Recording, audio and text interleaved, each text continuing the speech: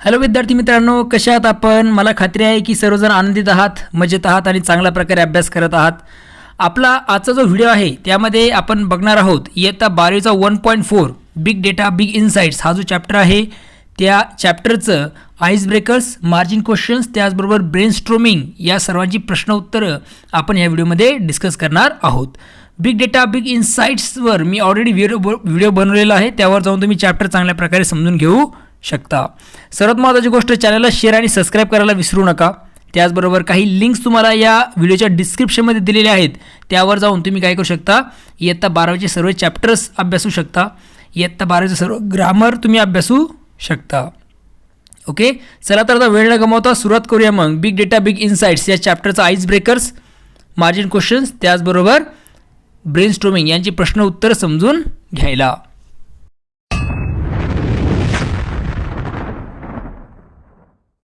याचं आईस ब्रेकर्सपासून आपण सुरुवात करत आहोत. आईस ब्रेकर्समधील पहिला प्रश्न आहे, give business suggestions to the respective industry company for the following situations. आता तुम्हाला काय करायचं, कंपनी असतील किंवा मग उद्योग असतील त्यांना तुम्हाला काय करायचे आहे तर सूचना द्यायच्या आहेत. ओके, खाली दिलेल्या काही सिच्युएशन आहेत त्या संदर्भात काय करायला पाहिजे त्या कंपनीजनी किंवा मग त्या इंडस्ट्रीजने, उद्योगाने किंवा कंपनीने.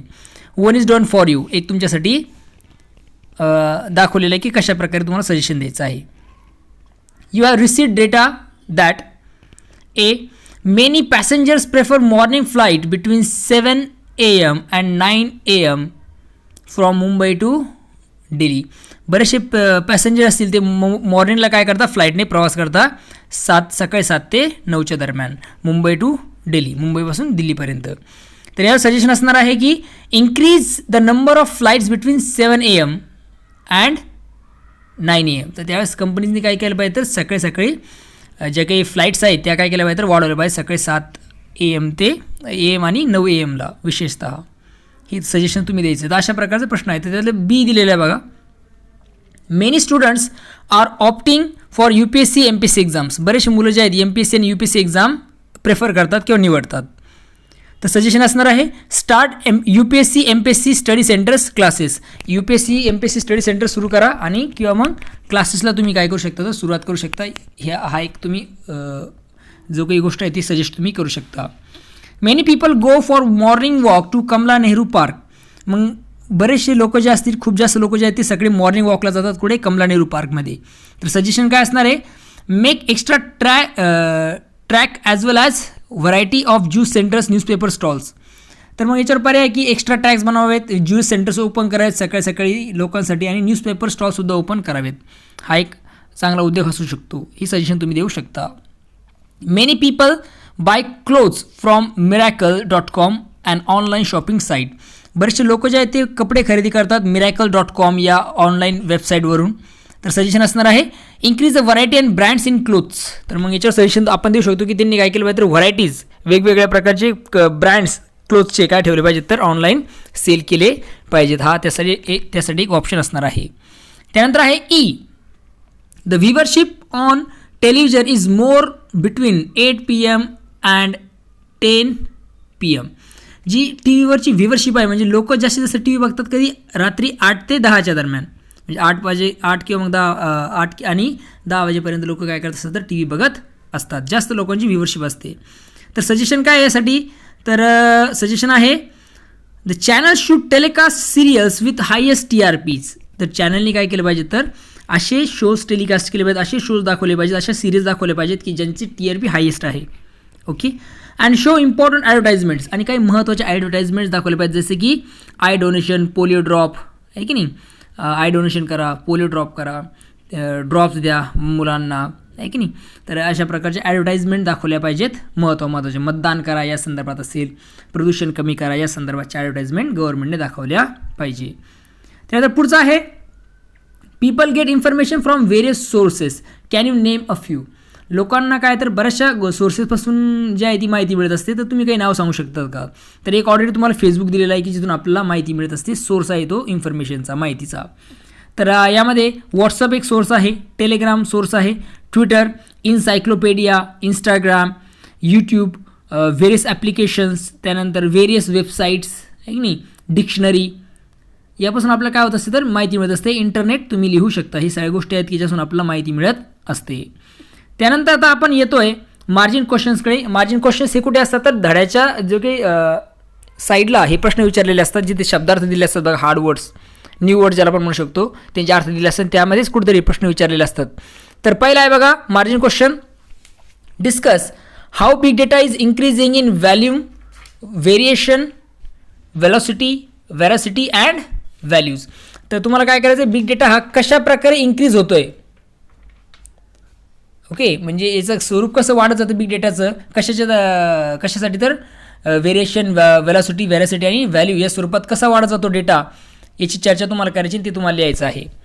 तर आन्सरमध्ये तुम्ही लिहू शकता बघा, when we like a post on Facebook or share a post on WhatsApp. जेव्हा आपण एखादी पोस्ट लाईक करतो फेसबुकवर किंवा एखादी पोस्ट शेअर करतो आपण व्हॉट्सअपवर, व्हिजिट एनी वेबसाईट, कुठल्याही आपण वेबसाईटला व्हिजिट देतो, भेट देतो, मेक ऑनलाईन परचेसेस और वॉच व्हिडिओज, कुठल्याही प्रकारची ऑनलाईन गोष्ट आपण परचेस करतो किंवा आपण व्हिडिओज बघतो. Whatever activity we do online is recorded, monitor and analysed. कुठल्याही प्रकारची ॲक्टिव्हिटी आपण जी ऑनलाईन करतो ती काय असते तर मॉनिटर होते, म्हणजे तिच्यावर निरीक्षण असतं, रेकॉर्ड होते, ती ॲनालाइजसुद्धा केली जाते की आपण काय बघतो आहोत ऑनलाईन. ओके, कुठली ॲक्टिव्हिटी तुम्ही ऑनलाईन करता इंटरनेटच्या साहाय्याने ती सगळी ॲनालाइज असणार आहे, रेकॉर्डेड होणार आहे आणि तिच्यावर मॉनिटर असणार आहे, निरीक्षण त्या गोष्टीचं केलं जाईल. So a huge amount of data is collected. यामुळे काय होतं, सर्व गोष्टीमुळे खूप जास्त डेटा हा, खूप जास्त माहिती आपल्याकडे काय होते तर कलेक्ट होत असते. It is collected from different sources like web, sales, customer contact centre, social media, mobile data and so on. आणि ही जी माहिती असते ती वेगवेगळ्या प्रकारच्या सोर्सकडून आपल्याकडे येते, ज्यामध्ये वेब्स असतील, वेबसाईट, सेल्स, त्यानंतर customer contact centre, social media असेल, मोबाईल डेटा असेल, या वेगवेगळ्या प्रकारच्या माध्यमातून या जी काही माहिती असते ती कलेक्ट होत असते.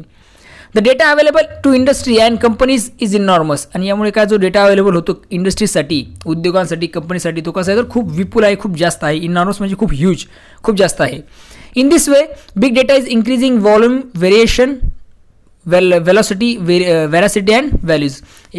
या पद्धतीत आपण म्हणू शकतो की डेटा जो आहे तो अशा प्रकारे काय होत आहे तर वाढत जात आहे. सेकंड प्रश्न आहे, how can you check the condition of the goods. आता कशा प्रकारे तुम्ही कुठले गुड्स म्हणजे वस्तू, कुठल्याही वस्तू जी असेल तिची कंडिशन तुम्ही चेक करू शकता. तर म्हणजे एखादी वस्तू तुम्ही खरेदी करताय किंवा विक्री असेल, माल असेल एखादा, तर तिची स्थिती तुम्ही कशा प्रकारे तपासू शकता. ओके, तर आन्सरमध्ये तुम्ही लिहू शकता बघा, if you have order something online. जर तुम्ही एखादी गोष्ट ऑनलाईन ऑर्डर करताय, you are given a tracking number. तुम्हाला ट्रॅकिंग नंबर मिळतो त्या वस्तूचा. बघा ट्राय करून, एखादी वस्तू तुम्हाला ट्रॅक नंबर मिळतो, त्या ट्रॅकिंगवर तुम्ही क्लिक केल्यानंतर तुम्ही काय करू शकता, तुमची वस्तू कुठपर्यंत आली हे तुम्ही बघू शकता. Through this tracking number you can log on the website of the product company. आणि ह्या ट्रॅकिंग नंबर थ्रू तुम्ही काय करू शकता, लॉग ऑन करू शकता त्या वेबसाईटवर त्या प्रोडक्ट कंपनीच्या. And after entering the given tracking number in the given slot, आणि एक स्लॉट दिलेला असतो ज्यावर तुम्ही ट्रॅकिंग नंबर टाकल्यानंतर you can find out the location and condition of the good. त्यानंतर तुम्ही काय करू शकता, त्या वस्तूचं लोकेशन म्हणजे ती वस्तू सध्या कुठं आहे आणि ती कुठल्या स्थितीत आहे हे तुम्ही काय करू शकता तर बघू शकता किंवा तुम्ही ते शोधू शकता. पुढचा प्रश्न आहे, how can you reduce risk in transport. वाहतुकीमधील जे धोके आहेत, ट्रान्सपोर्ट म्हणजे वाहतूक, यामध्ये जे धोके आहेत ते तुम्ही कसे कमी करू शकता, या संदर्भात तुम्ही काय करायचं तर काही मार्ग सांगायचे आहेत. आन्सरमध्ये तुम्ही लिहू शकता बघा, big data is useful in identifying and tracking the exact location of a place. Big data हा कसा आहे तर खूप वापरण्यायोग्य आहे. काय करण्यासाठी तर एखादी जे गोष्टीला तुम्ही मागणी केलेली आहे, डिमांड केलेली आहे, त्या वस्तूचं आयडेंटिफिकेशन आणि ट्रॅकिंग करण्यासाठी, म्हणजे ती वस्तूचं लोकेशन काय सध्या कुठपर्यंत आलेली आहे हे बघू शकता तुम्ही बिग डेटाच्या साहाय्याने. आवर GPS and Google maps make use of big data. आपलं जे GPS असेल, गुगल मॅप असेल, ते वापर करतं कशाचं, बिग डेटाचं, विथ जिओग्राफिक पोझिशन्स. कशासोबत तर जिओग्राफिक पोझिशनसोबत, and radio frequency identification sensors. Therefore, we get the real-time data about traffic congestions on a particular route information. त्यामुळे काय होते तर GPS असेल किंवा मग गुगल मॅप असेल, या बिग डेटाच्या साहाय्याने आपल्याला जिओग्राफिक पोझिशन देतं आणि यामुळे आपल्याला काय होतं की रिअल टाईम डेटा आपल्याकडे मिळतो. If the route is closed or if it is one way route, आपल्याला ही सुद्धा माहिती मिळते की रूट क्लोज आहे का, म्हणजे तो रस्ता बंद आहे का, किंवा वन वे रस्ता चालू आहे.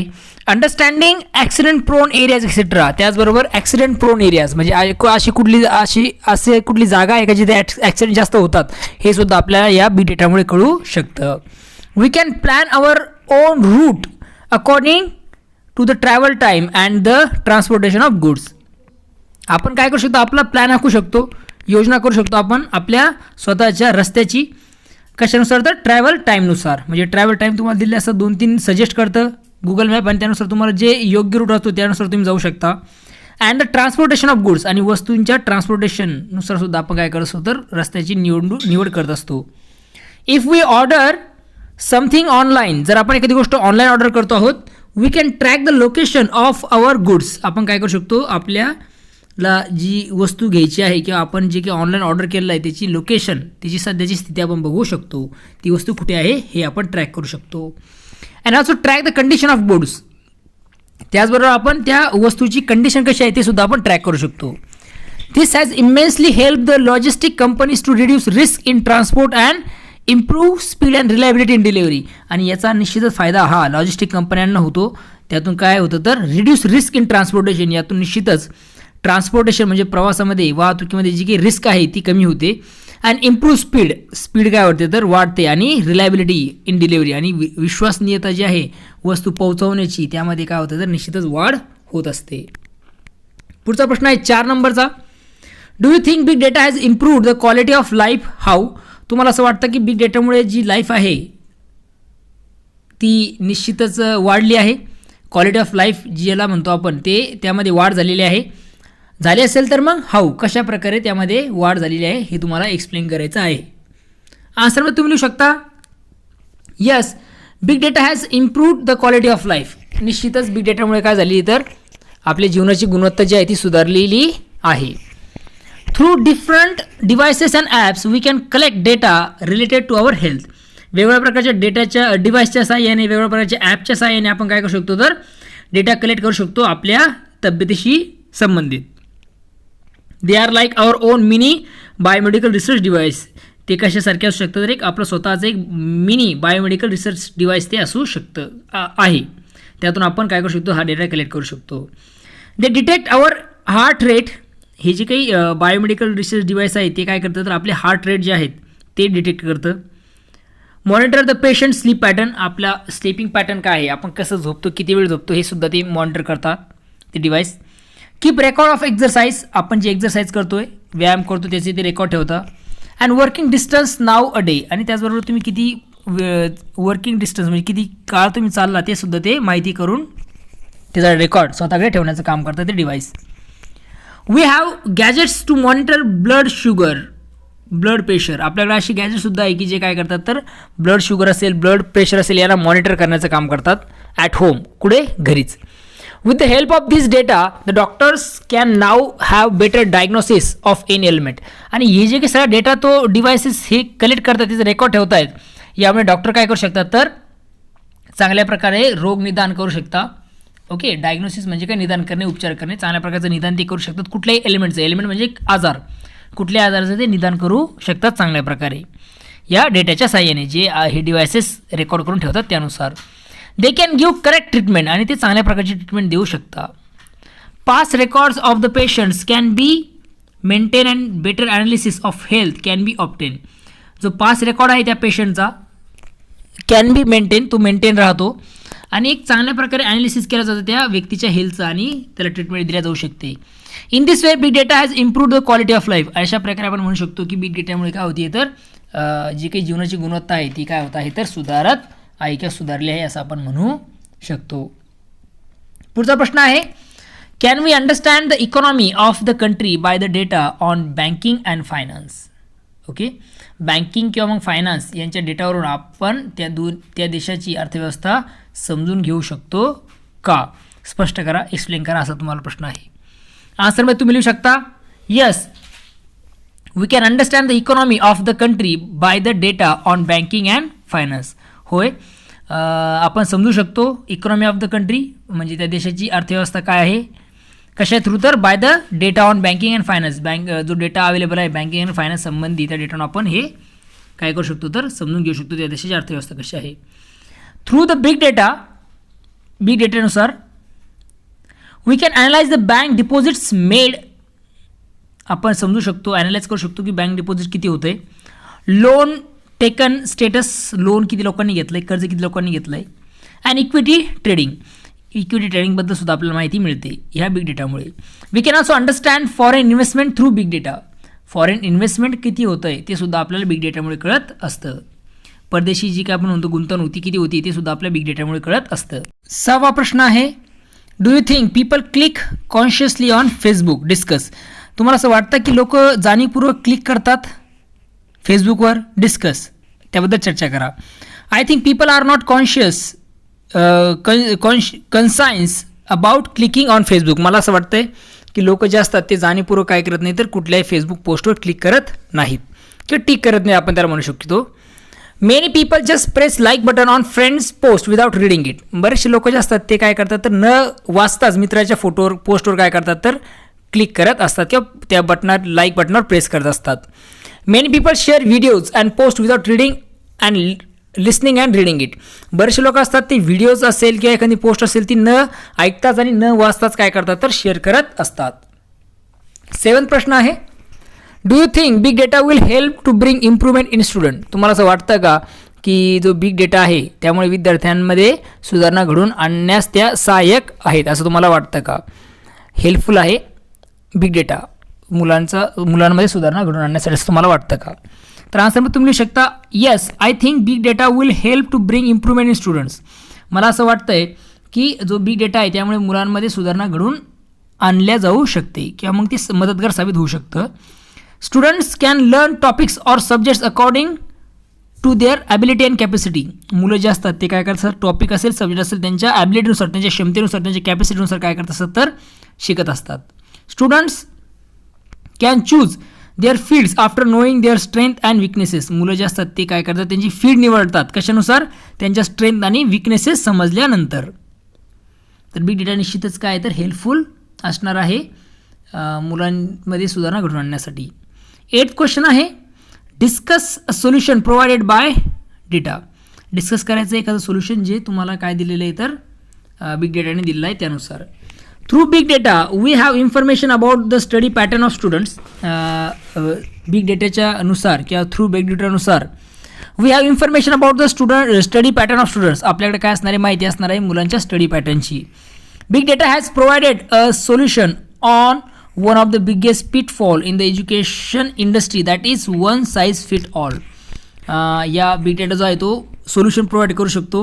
हा जो एक बिग पिटफॉल आहे एज्युकेशन इंडस्ट्रीचा त्यासाठी एक वन साईज फिट ऑल म्हणजे सर्वांसाठी योग्य अशा प्रकारची काय करू शकतो तर माहिती आपल्याला बिग डेटातून मिळू शकते. हे सोल्युशन आपल्याकडून बिग डेटाकडून मिळू शकतं जे सर्वांसाठी कसं असणार आहे तर योग्य असणार आहे. आता आपण वळणार आहोत ब्रेन स्टॉर्मिंगकडे. ब्रेन स्टॉर्मिंगमधील पहिला प्रश्न आहे, YouTube has many videos on various things. यूट्यूबमध्ये भरपूर असे व्हिडिओज आहेत वेगवेगळ्या विषयांसंदर्भात. Listen to the uses and health benefits of lemon. तर तुम्हाला काय करायचं यूट्यूबवर जाऊन ते व्हिडिओज लिसन करायचे म्हणजे ऐकायचे आहेत आणि त्यामध्ये तुम्ही ऐकणार आहात बेनिफिट्स ऑफ लेमन. लिंबाचं काय महत्त्व आहे. लिंब जे आपण काय करतो खात असतो एक फळ ज्याला आपण म्हणू शकतो त्या फळाचं काय महत्त्व आहे लिंबाचं. And share them with your friends. तुमच्या मित्रासोबत ते शेअर करायचं. आता ही तुमची सेल्फ ॲक्टिव्हिटी आहे मुलांची स्वतःची करायची. तुम्हाला स्वतः यूट्यूबला जायचं आहे माहिती सर्च करायची तुम्हाला बेनिफिट्स ऑफ लेमन आणि ती माहिती तुम्हाला लिहून काढायची आहे आणि तुमच्या मित्रासोबत ती शेअर करायची आहे. ओरल ॲक्टिव्हिटी असणार आहे. तरी आन्सर तुम्हाला देतो आहे मी. काय बेनिफिट असतात लिंबाचे, लिंबू खाण्याचे काय बेनिफिट आहे तर एक 7 बेनिफिट सांगितलेले आहेत तुमच्या बॉडीला मिळतील लेमनमुळे. Okay, lemon वॉटरमुळं. तर पहिला आहे इट प्रमोट हायड्रेशन. दुसरा आहे it's good source of vitamin C. It supports weight loss. एक चांगला सोर्स आहे व्हिटॅमिन सीचा. यामुळे काय कमी होतं तर वजन कमी होतं. It improves your skin quality. तुमची स्किन क्वालिटी सुधारते. इट एड्स डायजेशनला मदत होते पचवण्यासाठी. It freshen breath. तुमचं जे ब्रीथ आहे ते फ्रेश होतं. It helps prevent kidney stone. आणि यामुळे काय असतं तर किडनी स्टोन हा काय होत असतो तर जे किडनी स्टोन होण्याचे जे काही गोष्टी असतात त्या निश्चितच टाळल्या जातात. A2 प्रश्न आहे, make point wise notes from lesson reading the use of big data in the following applications. Do not write complete sentences. आता इथे कंडिशन दिली की कुठल्याही प्रकारे पूर्ण वाक्यात तुम्हाला ते लिहायचं नाही, पण एक पॉईंट वाईज डेटा तुम्हाला बनवायचा आहे पाठातून, पाठाच्या आधारे, म्हणजे ज्यामध्ये पाठ वाचून तुम्हाला काय करायचं आहे, पॉईंट वाईज नोट्स तुम्हाला बनवायचे आहेत की बिग डेटाचा यूज त्या ॲप्लिकेशनमध्ये या गोष्टीमध्ये कशा प्रकारे होते तुम्हाला सांगायचं आहे. कंप्लीट सेंटेन्स लिहू नका. जसं पहिलं दिलं का लोकेशन ट्रॅकिंग, लोकेशनला ट्रॅक करणं, तर मग इथं काय करता येईल, लोकेशनला ट्रॅक करणं. To check the status of online order status check करण्यासाठी. टू नो ट्रॅफिक कंजेशन म्हणजे किती गर्दी आहे ते समजण्यासाठी. To understand accident prone area कुठला आहे. टू रिड्यूस रिस्क इन ट्रान्सपोर्टमध्ये वाहतुकीमध्ये येणाऱ्या रिस्क कमी करण्यासाठी. To plan our own route स्वतःचे रूट्स बनवण्यासाठी किंवा ठरवण्यासाठी. Healthcare industry. आता हेल्थकेअर इंडस्ट्रीमध्ये पहिलं आहे to maintain past record of the पेशंटचं पास रेकॉर्ड मेंटेन करण्यासाठी. To monitor the outbreak of epidemics जे आहे त्याला मॉनिटर करण्यासाठी, म्हणजे कधी ते आउटब्रेक होणार, कधी पसरणार इपिडेमिक या संदर्भात ते मॉनिटर करण्यासाठी, किंवा मग त्याला कसं कंट्रोल केलं जाऊ शकतं हे मॉनिटर करण्यासाठी. To get personalise and individual feedback, एक पर्सनलाइज आणि इंडिव्हिज्युअल फीडबॅक मिळवण्यासाठी. For better diagnosis of any element, एक चांगल्या प्रकारचा डायग्नोसिस मिळण्यासाठी, कशाचं तर रोगांवर त्याचा उपचार मिळवण्यासाठी. To promote research in medical fields, स्वतः काय करणं तर एक मेडिकल फील्डमध्ये रिसर्च ज्याला पण म्हणू शकतो त्याला प्रमोट करण्यासाठी काय असेल तर बिग डेटाची मदत होत असते. नंबर 3 आहे एज्युकेशन इंडस्ट्री.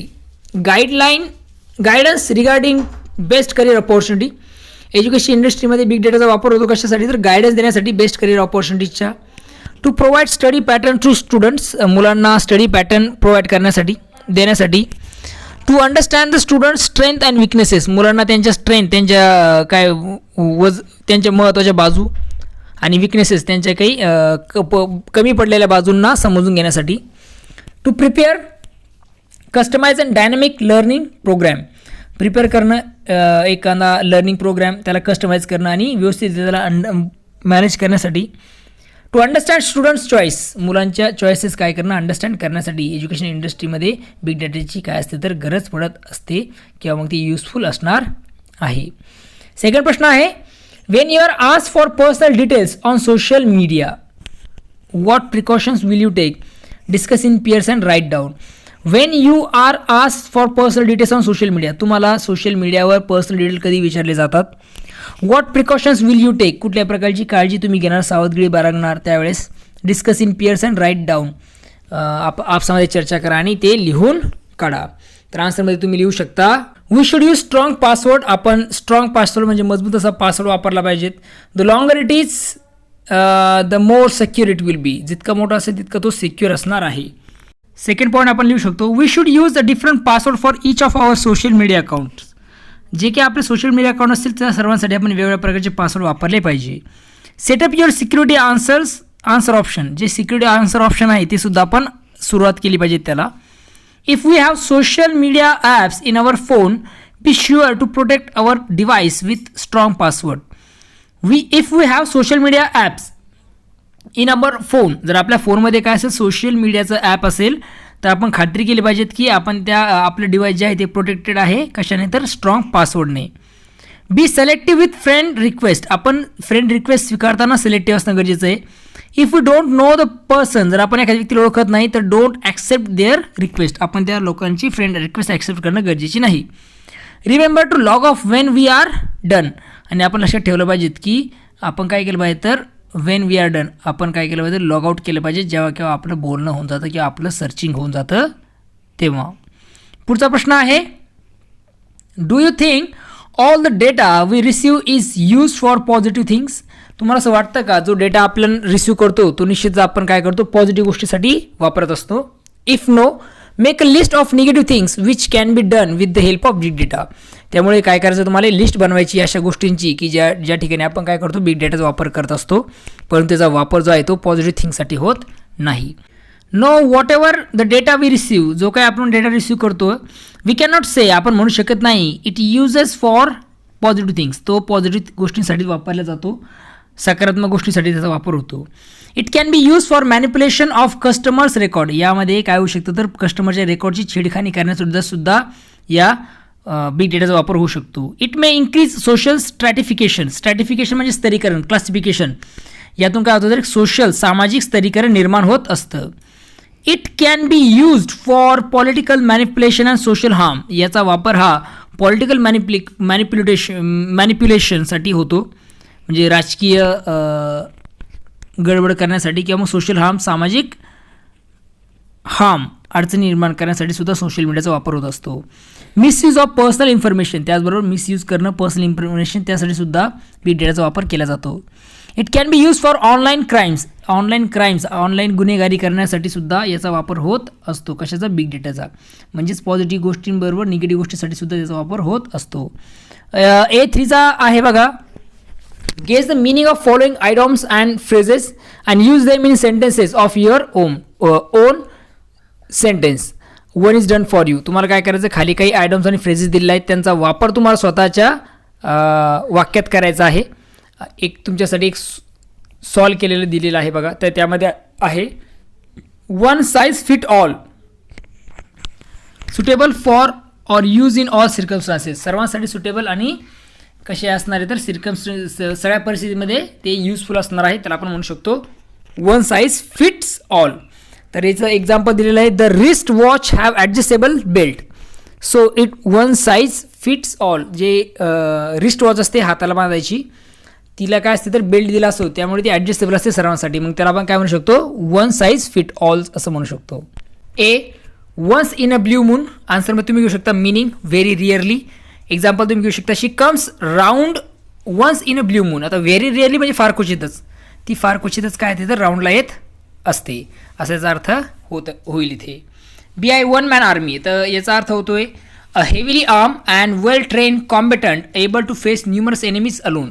असा पूर्णपणे जो काय तर शस्त्रास्त्र ज्याच्याकडे आहेत, वेल ट्रेन आणि तो पूर्णतः शिकलेला आहे. कॉम्बॅटंट म्हणजे चांगल्या प्रकारची लढाई करू शकतो एका वेळेस बऱ्याचशा लोकांसोबत, तर त्याला आपण वन मॅन आर्मी म्हणतो. जसं की Tanaji Malusare fought like a one man army. Tanaji Malusare हे एक वन मॅन आर्मीसारखे ते लढले होते. Once bitten twice shy. याचा अर्थ होतो used to mean that a person who has failed or been hurt when trying to do something is careful or fearful about doing it again. Used to mean that a person who has failed, एखाद्या व्यक्ती जो fail होतो or been hurt किंवा दुःखी होतो when trying to do something, कुठली गोष्ट तो करत असताना, is careful or fearful about doing it again, आणि ती पुन्हा करायला तो काय होतो तर घाबरतो किंवा मग केअरफुल असतो, तो काळजीपूर्वक करतो ती गोष्ट. Example, I am really worried about the using of elevator. मला खूप काळजी वाटते ज्यावेळेस मी एलिव्हेटरचा वापर करतो. Again, since I was stuck in to it for hours once bitten twice shy. जेव्हा काय झालं होतं, मी एकदा त्या याच्यामध्ये कशामध्ये एलिव्हेटरमध्ये काही घंट्यासाठी अडकलो होतो, त्यामुळे मला त्या गोष्टीची काय वाटते तर भीतीसुद्धा वाटते जाण्याची. One up on. तर याचा अर्थ होतोय to have or get an advantage over someone. कोणाच तरी काय करणं, ॲडव्हान्टेज घेणे, फायदा घेणे ज्याला आपण म्हणू शकतो. Example, Prashant and his friends are always trying to get one up on each other. Prashant आणि त्याचे मित्र जे आहेत ते काय करतात तर always trying to get one on each other. एकमेकांवरची काय करतात तर ॲडव्हान्टेज घेण्याचं, ते फायदा घेण्याचा, एकमेकांचा फायदा घेण्याचा ते प्रयत्न करत असतात. Do as directed. Question number 4A मध्ये आहे. तर सांगितल्याप्रमाणे कृती करा. तर पहिला आहे sentence, advertisers are one of the biggest player in big data. आणि यामध्ये तुम्हाला काय करायचं, बिगिन हे सेंटेन्स जे आहे तुम्हाला सुरुवात करायची कशाने तर व्हेरी फ्यूने. आता हे जे सेंटेन्सेस आहेत ते आहेत डिग्रीचे. डिग्रीचे 3 प्रकार पडतात, पॉझिटिव्ह डिग्री, कंपॅरेटिव्ह डिग्री आणि सुपरलेटिव्ह डिग्री. तर सेंटेन्स दिलेला आहे आपला सुपरलेटिव्ह डिग्रीमध्ये आणि त्याचा बदल आपला कशामध्ये करायचा आहे, पॉझिटिव्ह आणि कंपॅरेटिव्हमध्ये करायचा आहे. आता पॉझिटिव्ह डिग्री काय असतं, कंपॅरेटिव्ह काय असतं, सुपरलेटिव्ह काय असतं, याच्यावर मी स्पेशल व्हिडिओ बनवलेला आहे. त्यावर जाऊन तुम्ही काय करू शकता, डिग्री हा पॉईंट तुम्ही चांगल्या प्रकारे समजून घेऊ शकता. अगोदर डिग्री समजून सांगितलेल्या आहेत आणि त्यानंतर त्यांचे बदल कसे होतात हे पण तुम्हाला त्या उदाहरण देऊन काय केलेलं तर समजून सांगितलेलं आहे. त्यामुळे माझ्या चॅनलला जाऊन तुम्ही डिग्री बघू शकता. आन्सर इथे मी डिरेक्टली देतोय. ओके, हे कशा प्रकारे आलं यासाठी तुम्हाला तो व्हिडिओ बघायला लागेल, म्हणजे जेणेकरून तुम्हाला सगळ्या गोष्टी काय होतील समजून जातील. Very few players are as big as advertisers. त्यानंतर सेकंड आहे use bigger than and rewrite the sentence. Bigger दॅनचा वापर करा आणि सेंटेन्स पुन्हा लिहा. Advertisers are bigger than most other players in big data. हे त्याचा आन्सर तुम्ही लिहू शकता. B, no other diagnosis is as good as the diagnosis done with the help of big data. आता याचा आन्सर तुम्हाला काय करायचं, या वाक्याचा बदल करायचा आहे. बेस्ट तुम्हाला वापरायचं वाक्यात आणि पुन्हा वाक्य हे लिहायचं आहे. काय नंतर सेंटेन्स लिहायचं आहे. दिलेलं वाक्य हे पॉझिटिव्ह डिग्रीमध्ये आहे. तुम्हाला आता याच्यामध्ये बदल करायचा आहे सुपरलेटिव्हमध्ये. कसा होतो त्यासाठी ती व्हिडिओ तुम्हाला बघावे लागतील. आन्सरमध्ये आन्सर असणार आहे the diagnosis done with the help of big data is the biggest diagnosis. हे त्याचा आन्सर असणार आहे. बेटर दॅनचा वापर करा. The diagnosis done with the help of big data is better than any other diagnosis. हे त्याचा आन्सर असणार आहे. See, these internet giants provide the greatest data about people. Begin the sentence with no other. आणि हे जे sentence आहे ते no अदरने काय करायचं आहे तुम्हाला सुरू करायचं आहे. तर आन्सर मी तुम्ही लिहू शकता. No other internet giants provide as great data as these about people. हे त्याचा आन्सर असणार आहे. ग्रेटर दॅनचा वापर करा. सेंटेन्स पुन्हा लिहा. काय असणार आहे, these internet giants provide greater data than any other internet giants about people. Read that sentence from the text. तर सेंटेन्स तुम्हाला वाचायचं आहे, समजून घ्यायचं आहे काय दिलं आहे बघा. New insights have enabled the banks and finance companies to come up with suitable plan. आता हे जे सेंटेन्स लिहिलं गेलं आहे याला आपण वेगळ्या पद्धतीने लिहू शकतो. जसं की new insights have enable the banks as well as, म्हणजे अँडच्या ऐवजी तर ॲज वेल ॲज वापरलेलं आहे. Finance companies to come up with suitable plan. लक्षात घ्या, हे जे अँड दिसतंय त्याच्या ठिकाणी काय वापरलेलं आहे, ॲज वेल ॲज वापरलेलं आपल्याला दिसून येतं. रिमेंबर, लक्षात ठेवा, as well as serves the same purpose as that of coordinating conjunction and in the sentence. लक्षात असू दे की जे काम वाक्यामध्ये अँड करतं तेच काम काय करतं तर ॲज वेल ॲज सुद्धा वाक्यामध्ये करत असतं. when one of them is inserted in the sentence other should be removed. जर या दोन्हीपैकी एकही कुठलं वाक्यात वापरलं गेलं तर दुसरं तुम्हाला काय करावं लागेल, रिमूव्ह करावं लागणार आहे. एक तर ॲज वेल ॲज वापरा किंवा मग अँडचा वापर तुम्ही वाक्यात करायचा आहे. तर काही सेंटेन्सेस दिलेले ॲज वेल ॲज किंवा मग आयदर ऑरचा वापर तुम्हाला इथे करायचा आहे. तर पहिला आहे whatever activity we do online is recorded, monitor and analyse. तर सुरुवातीला आपण ॲज वेल ॲजचा वापर बघूया. फक्त अँड काढायचं आणि तिथं ॲज वेल ॲज तुम्हाला टाकायचं आहे. बघा इथे तेच केलं आहे. Whatever activity we do online is recorded, monitor as well as analysed. आता आयदर ऑर वर मी स्पेशली व्हिडिओ बनवलेला आहे, त्याची लिंक तुम्हाला डिस्क्रिप्शनमध्ये दिलेली मिळून जाईल. त्यामध्ये जाऊन तुम्ही काय करू शकता, आयदर ऑर कशा प्रकारे वापर होतो ते समजून घेऊ शकता. Understand. whatever activity we do online is either recorded or monitored or analyzed. हे त्याचा आन्सर असणार आहे. अँडच्या ऐवजी आपण इथं ऑर वापरलं आहे. बी क्वेश्चन आहे, big data has been useful in identifying and tracking the exact location of a place. आन्सरमध्ये तुम्हाला यायचं आहे big data has been useful in identifying as well as. अँडच्या जागी फक्त ॲज वेल ॲज टाका, बाकीचं नसतं तुम्हाला लिहायचं आहे. As well as tracking the exact location of a place. आता आयदर ऑर कसं वापरायचं या संदर्भाने स्पेशल व्हिडिओ बनवला आहे, तो तुम्ही जाऊन बघू शकता. इथे मी डिरेक्टली आन्सर दिलेला आहे. Big data has been useful in either identifying or tracking the exact location of a place. हे त्याचा आन्सर तुम्ही लिहू शकता. See, weather sensors and satellites help us to understand the weather and help in weather forecasting. Weather sensors and satellites help us to understand the weather as well as help in weather forecasting. हे त्याचा answer असणार आहे. अँडच्या जागी आपण as well ॲजचा वापर केला आहे. आता आयदर ऑरचा वापर कसा होतोय ते बघूया. Weather sensors and satellites either help us to understand the weather or help in weather forecasting. Either help us to understand the weather or help in weather forecasting. हे त्याचा आन्सर असणार आहे. Big data helps in monitoring the outbreaks of epidemics and disease. Answer, big data helps in monitoring the outbreaks of epidemics as well as diseases. हे त्याचा answer तुम्हाला लिहायचं आहे. Big data helps in monitoring the outbreaks of either epidemics or diseases. हे त्याचा answer तुम्ही लिहू शकता. त्यानंतर आहे new insights have enabled the banks and finance companies to come up with suitable plans. Answer new insights have enabled the banks as well as finance companies to come up with suitable plans. As well ॲजचा वापर करायचा and काढून टाकायचं आहे. New insights have enabled either the banks or finance companies to come up with suitable plans. आता A5 मधील पहिला प्रश्न आहे बघा. Interview the students of your class. तुमच्या क्लासच्या काही विद्यार्थ्याचा इंटरव्ह्यू तुम्हाला घ्यायचा आहे regarding career they would like to pursue and the reason for selecting that particular career. की त्यांना काय कुठलं करिअर चूज करायचं आहे आणि रिझन काय आहे ते करिअर चूज करण्यामागचं या संदर्भात. Collect the data of your class and analyse the information you have collected. तो डेटा कलेक्ट करा आणि त्याला काय करायचं ॲनालाइज करा त्या इन्फॉर्मेशनला. तर आन्सर असणार आहे hello Sarvesh, I would like to ask you some questions. Sarvesh, मला काही प्रश्न तुला विचारायचे आहेत. कशा संदर्भात? तर regarding the career you choose to pursue the reason for selecting that particular field.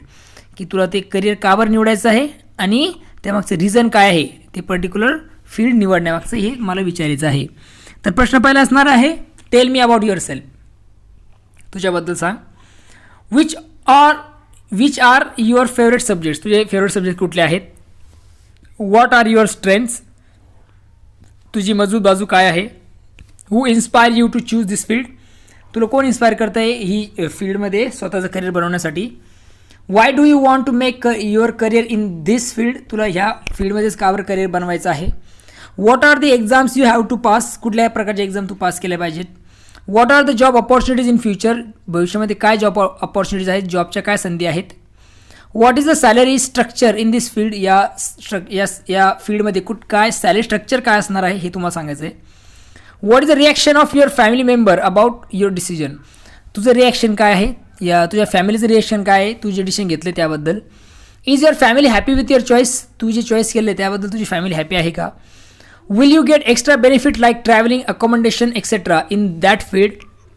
ज्या फील्डमध्ये तू करिअर बनवत आहेस तिथे तुला बेनिफिट्स आहेत का ट्रॅव्हलिंगचे, जसं अकोमोडेशन राहण्याचे, ओके, सोयीसुविधा तुला आहेत का? Where do you see your self in 5 years. स्वतःला तू पुढच्या 5 वर्षात येणाऱ्या 5 वर्षात पुढे बघू इच्छितोस. Thank you very much for your answers. I learn many things from you. See you. हे अशा प्रकारचे प्रश्न तुम्ही विचारू शकता. आता आहे बघा सेकंड. त्यामुळे तुम्हाला ग्रुप डिस्कशन घ्यायचे. काही पॉईंट्स दिलेले आहेत खाली, 3 सब्जेक्ट दिलेले आहेत या 3 सब्जेक्ट्सवर. आता या 3 सब्जेक्टसाठी मी स्पेशल व्हिडिओ बनवलेला आहे, कारण जर मी या व्हिडिओमध्ये तुम्हाला सांगितलं तर हा व्हिडिओ खूप लेंदी होऊन जाईल. तर याच्यासाठी एक छोटा व्हिडिओ बनवलेला आहे 15 मिनिटाचा, तो तुम्ही जाऊन बघा. सोशल मीडिया कर्स अँड बून, women empowerment and equality, climate change या संदर्भात व्हिडिओ आहे. आणि व्यवस्थितरित्या तुम्हाला ग्रुप डिस्कशन त्याच्यामध्ये दिलेलं आहे. यातून तुमचा जो 4 मार्काचा प्रश्न आहे ग्रुप डिस्कशन, तो सुद्धा तुमचा तिथे काय होऊन जाणार आहे तर क्लिअर होऊन जाणार आहे. तर त्यासाठी त्या व्हिडिओची लिंक डिस्क्रिप्शनमध्ये दिलेली आहे, त्यावर जाऊन तुम्ही ते बघू शकता. पुढचं आहे find out job opportunities in the following areas and the skills required for them. खाली काही फील्ड्स दिलेले आहेत, त्यासाठी कुठल्या प्रकारचं या एरियामध्ये काय जॉब अपॉर्च्युनिटी आहेत, कुठल्या स्किलची गरज आहे, यासाठी तुम्हाला काय करायचं तर इंटरनेटच्या साहाय्याने या सगळ्या प्रश्नांची उत्तरं तुम्हाला शोधायची असणार आहेत. खूप सभा प्रश्न आहे, तो तुम्ही इंटरनेटवर जाऊन काय करू शकता. क्लिनिकल डेटा मॅनेजमेंट संदर्भात जर तुम्ही टाकलं तर तुम्हाला स्किल रिक्वायर काय आहे आणि काय क्वालिफिकेशन लागतं या संदर्भात तुम्हाला सगळी माहिती मिळून जाईल. ओके, आय होप तुम्हाला हा व्हिडिओ जो आहे बिग डेटा बिग इन्साइट याचे सर्व प्रश्न उत्तर तुम्हाला क्लिअर झाले असतील. सर्वात माझी गोष्ट, चॅनलला शेअर आणि सबस्क्राईब करायला विसरू नका. ज्या लिंक्स दिलेल्या आहेत डिस्क्रिप्शनमध्ये त्यावर जाऊन ते व्हिडिओज बघा जे मी तुम्हाला सजेस्ट केलेले आहेत, पूर्ण व्हिडिओमध्ये सांगितलेले ते, कारण ते बघितले तुम्हाला या सगळ्या गोष्टी क्लिअर होतील. जे राहिलेले प्रश्न असतील, मग ग्रामरचा पार्ट आहे तर ग्रामरचे व्हिडिओ जाऊन बघितले, आयदर ऑर समजा तर आयदर ऑरची व्हिडिओ तुम्ही जाऊन बघितला तुम्हाला आयदर ऑर म्हणजेच क्लिअर कळून जाईल. परीक्षेत या प्रश्नाला तुम्ही इझिली आन्सर लिहू शकाल. ओके, तर या सगळ्या गोष्टी इथे आहेत. अंडरस्टँड. चला तर मग पुन्हा भेटू नवीन व्हिडिओमध्ये. बघत राहा सुबोध जाधव इंग्लिश सोल्युशन हे आपलं यूट्यूब चॅनल. तोपर्यंत थँक्यू अँड टेक केअर.